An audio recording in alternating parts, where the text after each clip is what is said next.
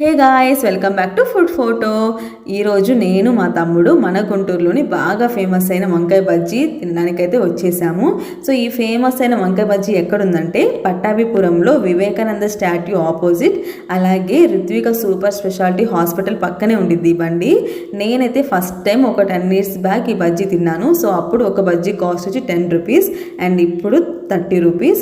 రీసెంట్గా 1 year back కూడా నేను ఇక్కడ ట్రై చేశాను. సో అప్పుడైతే బజ్జీలో స్పైస్ అయితే ఎక్కువగా ఉంది.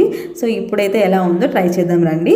అండ్ ఇక్కడ ఏమేమి ఉన్నాయంటే గట్టి పకోడీ, పల్లి పకోడీ, మైసూర్ బోండం, పునుగు, గారె, మిర్చి బజ్జీ, వంకాయ బజ్జీ అండ్ ఇక్కడ బాగా పాపులర్ అయిన పెరుగు వంకాయ బజ్జీ.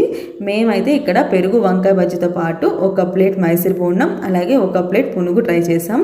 సో పునుగు ఆర్ మైసూర్ బోండం ఒక ప్లేట్ కాస్ట్ వచ్చి 20 rupees, 3 వస్తాయి. అదే పెరుగు వంకాయ బజ్జీ కాస్ట్ వచ్చి 30 rupees. సో నాకైతే పునుగు అయితే బాగా నచ్చింది. ఈవెన్ పెరుగు వంకాయ బజ్జీ కన్నా పునుగు టేస్ట్ అయితే చాలా బాగుంది. సో అందులో బ్యాటర్ ఏంటంటే మైదా పిండిలా లేదు, ఇడ్లీ పిండి ఆర్ దోశ పిండి ఇలా ఉందన్నమాట. టేస్ట్ అయితే చాలా బాగుంది.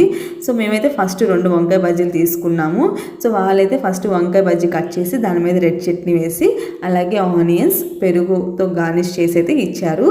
సో టేస్ట్ పరంగా ఎలా ఉందంటే టేస్ట్ అయితే ఓకే బాగుంది. ఇంత ముందులాగా స్పైస్ అయితే లేదు. సో స్పైస్ అయితే ఇప్పుడు ప్రజెంట్ నార్మల్గా ఉంది. బట్ పెరుగుయే కొంచెం టేస్ట్ అయితే నాకు అంతగా నచ్చలేదు, అంటే కొంచెం పులుపు టేస్ట్లా వచ్చింది. సో అందుకని అదొక్కటే కొంచెం నచ్చలేదు. బట్ బజ్జీ అయితే చాలా బాగుంది.